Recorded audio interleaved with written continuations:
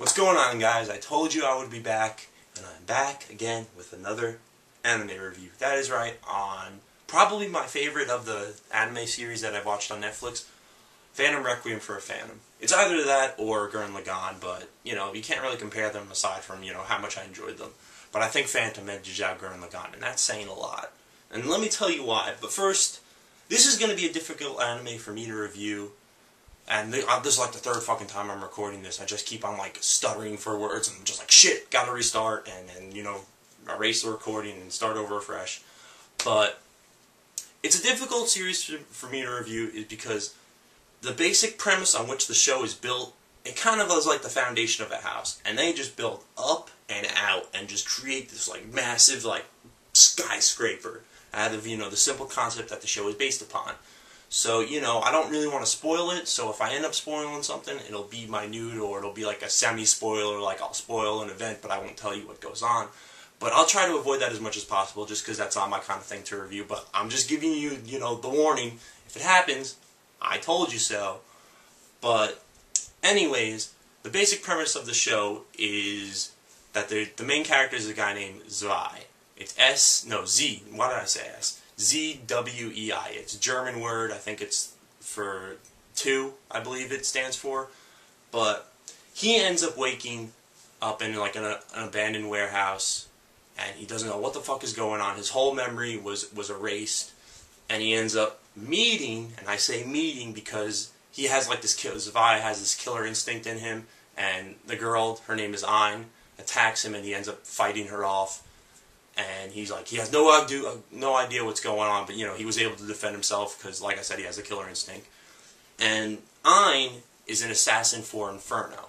What Inferno is if, all the major crime syndicates in the world were to, join hands and create, a Megazord out of, all the regular Zords, you know what I'm saying? And if you're not with Inferno, you're against Inferno, and you must go. And that's the point of the assassins. They're called phantoms in the show.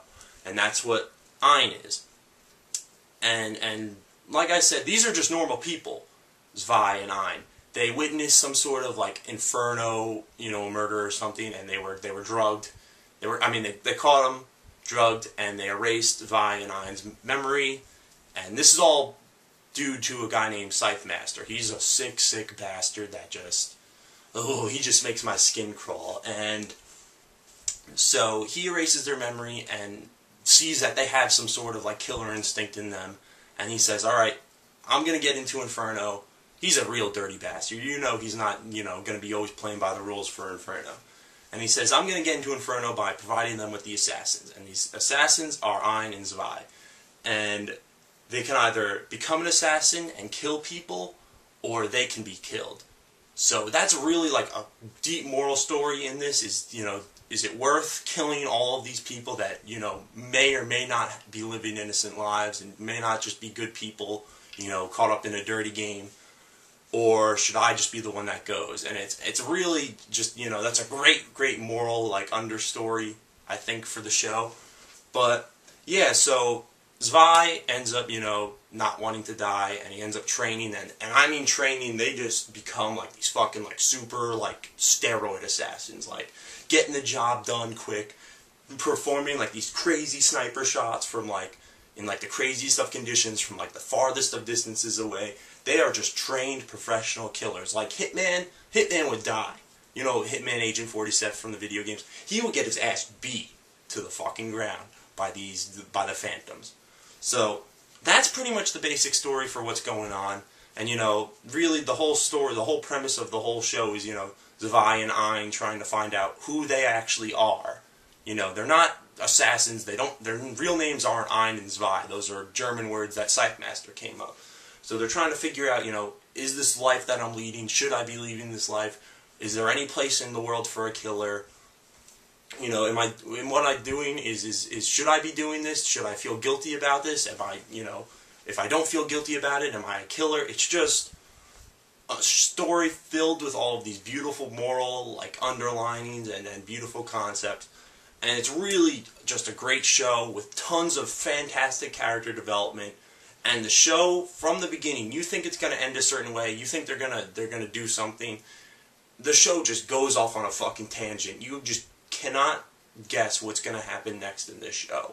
I loved it. I absolutely loved the show. Favorite character, of course, is Zwei. He's just a fucking beast assassin, just goes crazy. He's a much better assassin than Ein is because he has that more of a honed killer instinct than her. So, and he also, has a good moral, like, representation because, like I said, he was a normal person before this, so he's not like he has those killer, like, mindset. Like, he has that, still has that, like, inherent, like, good person mindset, but it's just he has to kill if he wants to survive.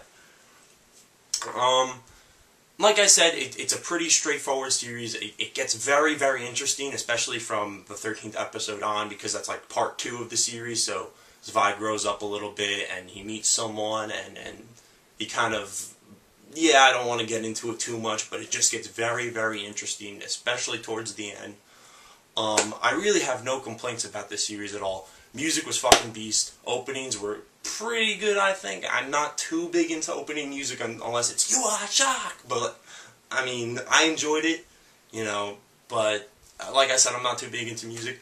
You can go sub or dub on this one. I don't know, a lot of you guys complain about that kind of stuff, but the dubbing was great, subbing is good. Take your pick, whichever one you prefer. It's up to you. Some complaints I had about the show, I'd really have to think about this one, and that's kind of why I hesitated on this, because I didn't want to just sound like a fanboy. Oh my god, it's great, it's great, it's great, it's great! But, I don't really have too many complaints, other that it could have been a longer show, like, in terms of, they could have, like, accomplished a few more things if they really wanted to. It's actually based upon a visual novel type game. It's called Phantom something or other. I'm actually downloading it on my PC right now as we speak. I want to play it. I don't usually play those gay visual novel type of games, but I will play this one. And it's just I thought it was a great overall series. Like I said, I don't really have too many complaints. I thought it was much better than Gunsword, even better than Speedgrapher. And like I said, it was damn near Gurren Lagann. And you guys, if you've seen Gurren Lagann, know how epic of a series that is. Phantom Requiem for a Phantom might have a retarded-ass redundant name, but please do not judge a book by its cover on this one. Check it out. I really do think it's worth a watch. That's pretty much really all I have to say on it. Like I said, I don't want to get into spoilers too much. That's not really my thing.